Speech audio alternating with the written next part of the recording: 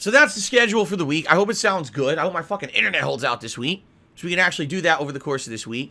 I will draw your attention to the members goal. We have gone up a bit. We actually have increased in total members, which is awesome, okay?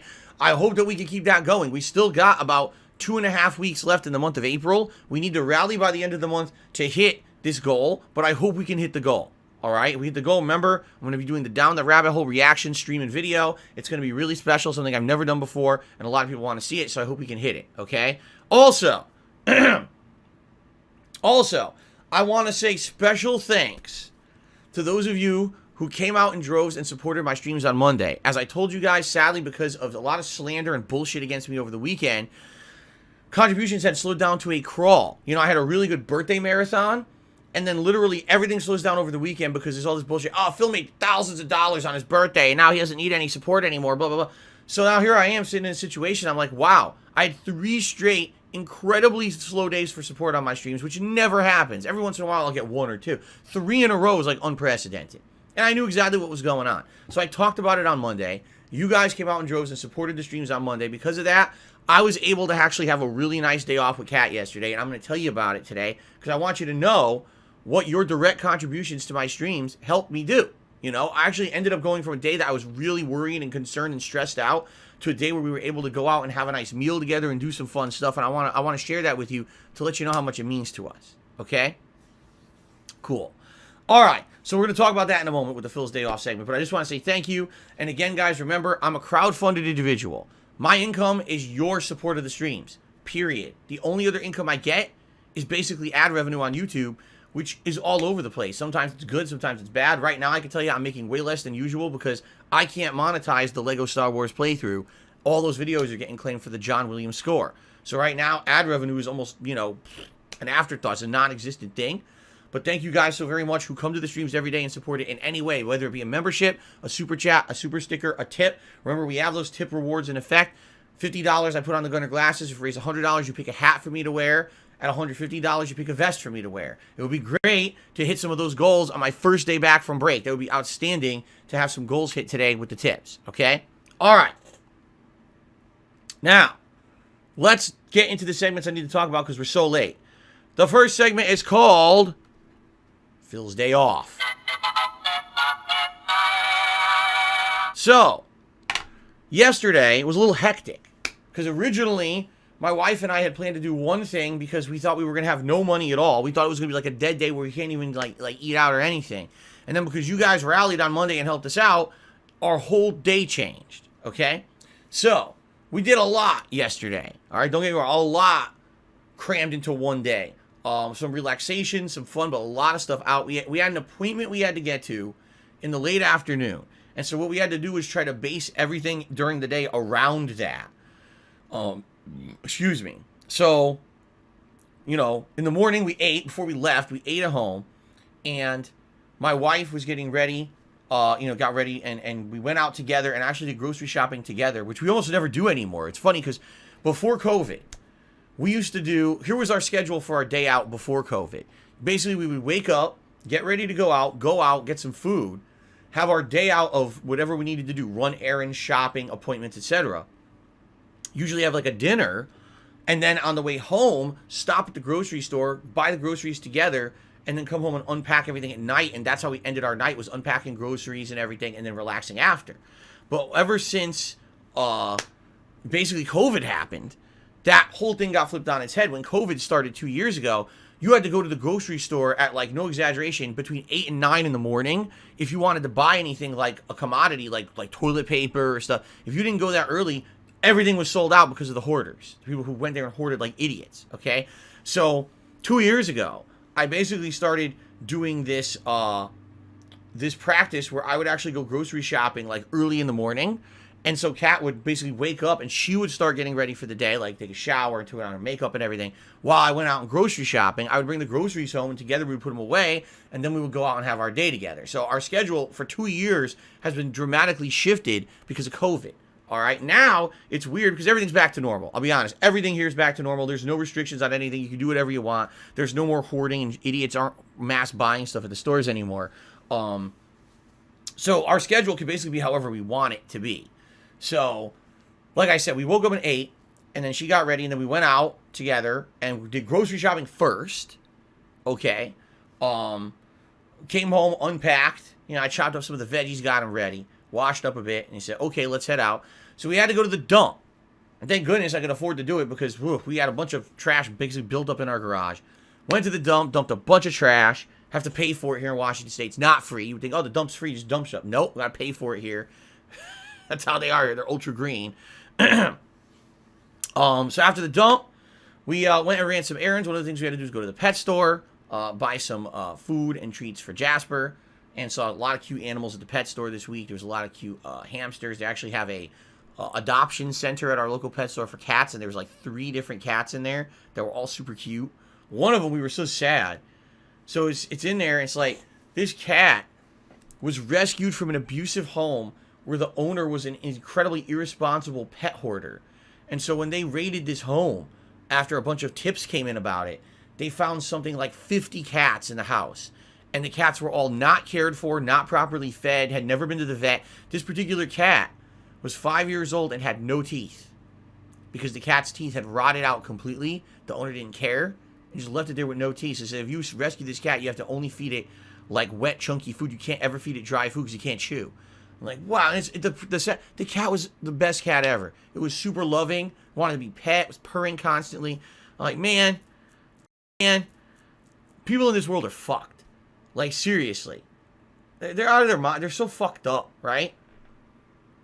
They would do that to animals. Like, what is wrong? And, of course, that person's nuts. It's not a normal person that does that. Someone's nuts. And it was weird because you basically, you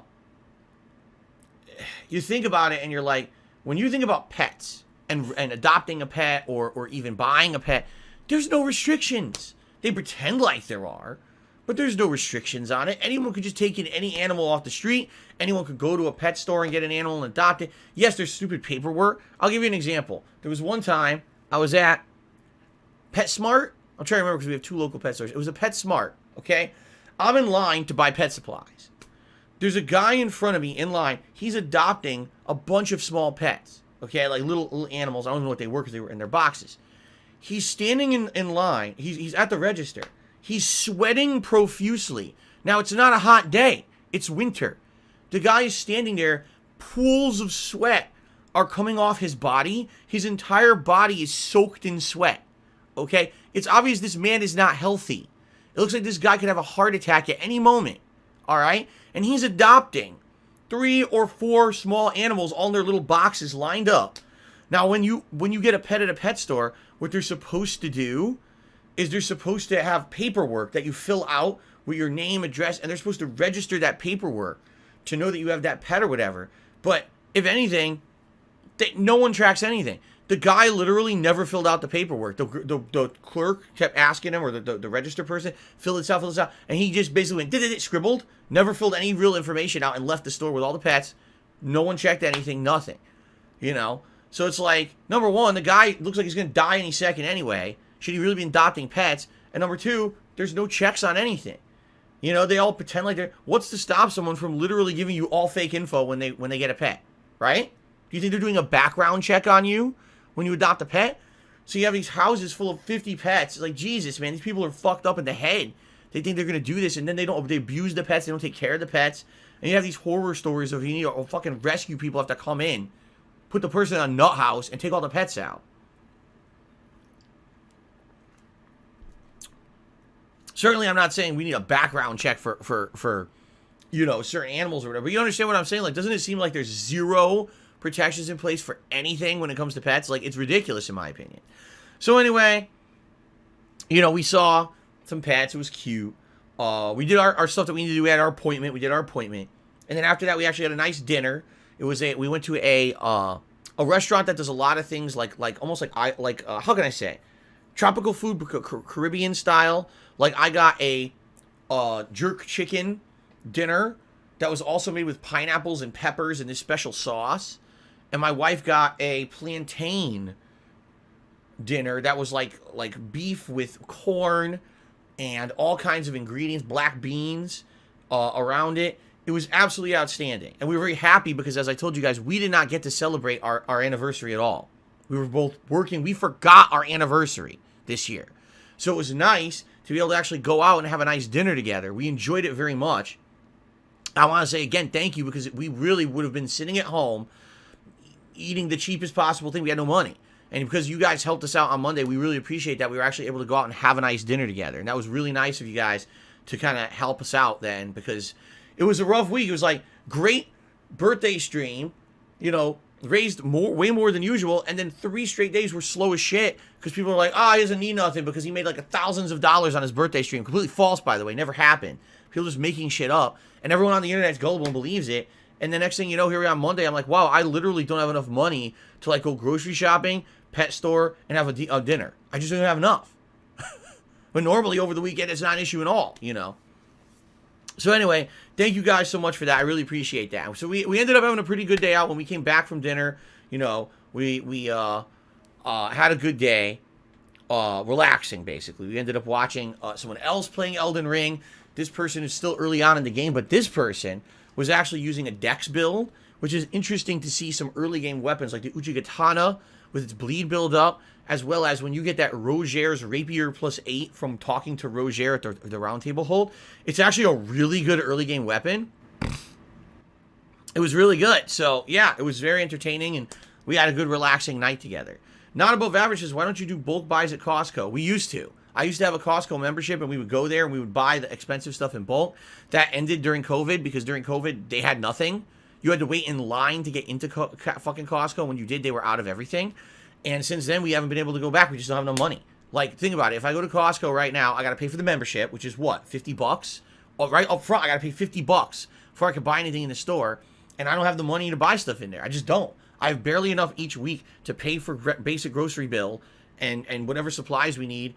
And if we have anything else we have to pay for, and, you know, that's it. I don't have enough. Maybe one day I'll have a surplus, and I'll be able to go and say, okay, I can go back to Costco. I can't right now. I've wanted to go back for like a year, and I can't. It's that simple. Carrie says, can't officials check on the safety of pets, or is that not allowed in the U.S.? To my knowledge, the only way that things can be checked on is if there's like a mass reporting of like, oh, you know, we have distinct evidence that there is animal abuse or like a hoarding of, in this case, hoarding of animals. Probably someone who said, yeah, there's animals in the window all day. I see constant animals in the house. The house smells of animal feces or whatever. And likely what happens is then officials would check with neighbors and others to see if it's corroborated. And if so, then they would visit the house. Personally, do I think that they have rights to go into your house? I don't think they do. But I don't know what that would be, you know. You know, you've heard rumors. Who was it? The Twitch streamer who threw her cat, and then everyone mass reported her and said, dude, she threw her cat on stream. That should be investigated.